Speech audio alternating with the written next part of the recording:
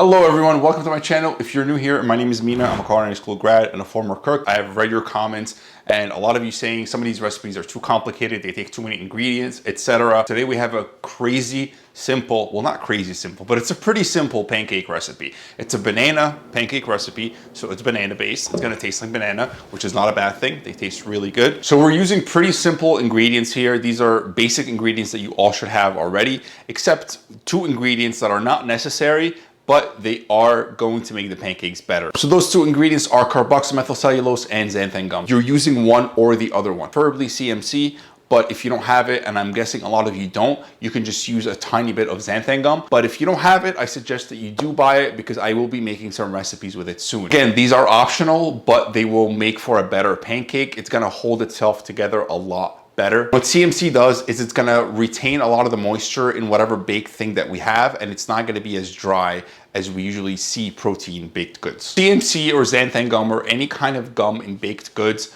is going to help mimic that gluten network. So they're usually used in gluten-free baking because you don't have that gluten structure inside of your baked goods. So it sometimes causes it to deflate, just not be the right texture that you want. So using a little bit of these will just help you to achieve that texture.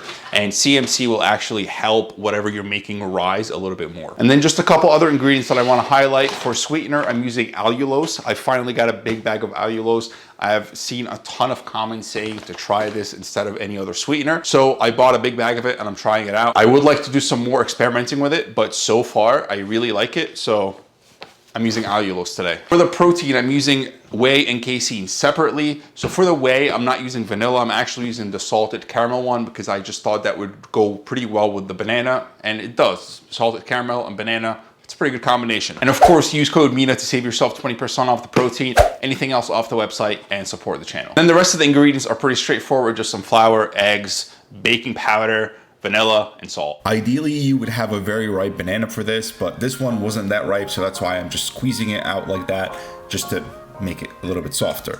And then mush it up with your whisk and just beat it up a little bit. I like to beat it up until it's almost a liquid consistency like this. And then you're gonna crack in your eggs. Remember, always break your eggs on a flat surface, not a pointy surface. It's gonna prevent the shells from cracking and getting all up in your business. And then beat the eggs really well with the banana. Drop your vanilla and the sugar or the allulose or whatever that you're using for sweetener and mix that really well. And then I'm gonna mix all the rest of the dry ingredients together and then dump it in there. I'm going to mix the gums in there too. So one of the ways that you can mix gums really efficiently is if you mix it with the dry ingredients, and that's gonna prevent it from clumping up once you drop it in your liquid.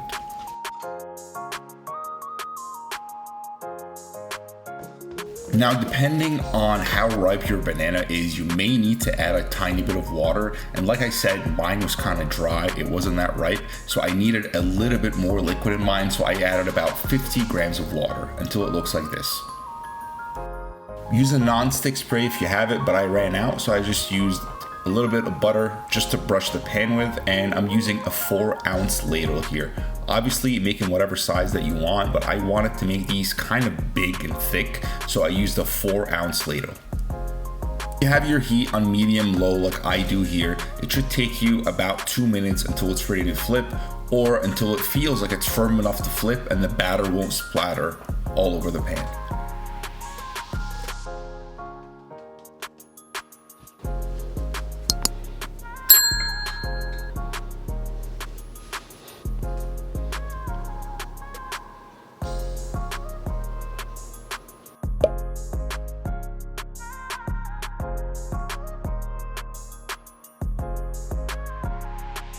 To garnish it, I'm using whipped cream, bananas, and caramel sauce, which I will talk about later in the video.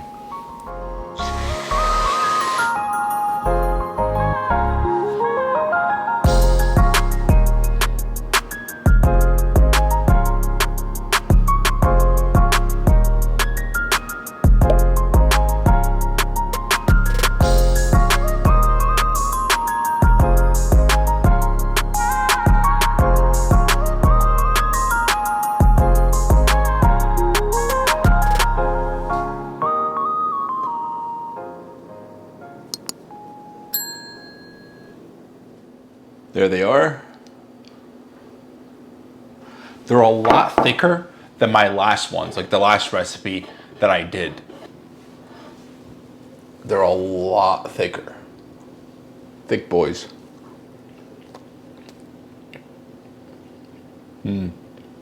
It's nearly impossible to taste any of the protein in here. And the texture is pretty much just like a regular pancake. This caramel sauce is on point. This is the one that I'm using. I'll have a link down in the description if you're interested. I'm not sponsored or anything. This is just what I like to use actually in my coffee. So this is really made to be used in coffee. You know, it's in a pump. You're supposed to pump it into your coffee, make a little swirl in the glass, all that kind of stuff. It's really good. So I use this in my coffee pretty much every single day. It has 60 calories per pump. So one full pump has 60 calories, which isn't great, but it's honestly not horrible. I used maybe, I want to say half a pump on here, if not less, on the pancakes. So it's really not that bad. If you're gonna just have a cup of coffee a day, you can put a quarter of a pump or half a pump, but this stuff is really, really good. It's not the cheapest, but I think it's worth every penny.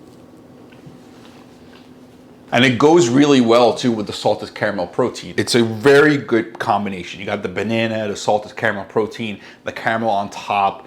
Everything just works really, really well. This is a much more, I want to say, substantial pancake than the last ones that I made. These are nice and thick, and I can already feel myself getting full off of them. And also compared to my last recipe, this has better macros in terms of protein to calorie ratio. That's one of the most important things that I like to look at, not necessarily the volume of the food, but I'm really concerned with the protein to calorie ratio, because I always want to get the best bang for my buck when it comes to getting the most protein out of calories. For this whole recipe, for all of the batter, for all of the pancake batter, it's 704 calories, 76 grams of protein. That's a lot of protein for the calories that you're getting. I'm really happy with that ratio. I usually shoot for a 1:10 to a 1:14 ratio of protein to calories. This is very, very good. This is on the higher end even for me. So I'm really happy with where this ended up and the quality of the pancake themselves. Which also means that in each single pancake is 176 calories with 19 grams of protein, which is better than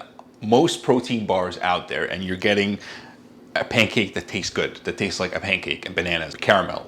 Or caramel. Do you say caramel or do you say caramel? Put down in the comments if you say caramel or if you say caramel. And if you don't use the gums, it just might deflate a little bit and it might not rise as much as these. But I know that the majority of you out there have either xanthan or guar gum or both. You should really have it. It's useful. You can use it in a lot of things, in a lot of sauces. And of course, ice cream. Everyone loves ice cream, especially the anabolic community. And if you don't have CMC and you're thinking about buying it, I recommend buying a little thing of it. I'm gonna have a link down in the comments if you're interested. I will be using it in a recipe that's coming up. I'm gonna be reviewing someone else's recipe. I'm very excited about this video that I will be making. So it's a recipe that I will be reviewing, I will be making of someone else's recipe, and that's an ingredient that's needed in the recipe. So just keep that in mind, and it's a very, very great recipe that's coming soon. If you make this or if you make any of my recipes, don't forget to tag me on Instagram and show me how you made the recipe, show me what it looked like afterwards. I love seeing what you're making. I love when you change them around and come up with your own creations. It's really great. It's one of my favorite things of making these videos is seeing other people make your recipes. Believe it or not, that's really one of the best things about making all these videos. So don't be shy, tag me in all your food creations. And if you're not following Instagram, you really should be following Instagram. There's a lot more content on there that's not on YouTube. And I've been trying to bring it over to YouTube. So also let me know what you think. I posted 2 shorts lately on YouTube, which are just non-anabolic food, just regular food that I like to make. And I've been thinking about using YouTube shorts to show you guys just regular recipes that are not necessarily low in calorie or high in protein, just regular recipes that you may want to make on your cheat day. Because let's face it, sometimes it's just really good to have the real thing, real sugar, real fat. It's just good to have that stuff sometimes. And the holidays are coming up, so let me know if you want to see any regular recipes or if you like the idea of seeing shorts and just seeing regular recipes in shorts. And also thanks for all the suggestions that I got on the last video on what app to use between Lose It and the other one is Chronometer or Chronometer. Still deciding between the two, but thank you for all your suggestions. Be sure to leave a comment down below. Say hi, say freshly cracked, please, pepper. That's it for this video, and I'll see you in the next video. Peace.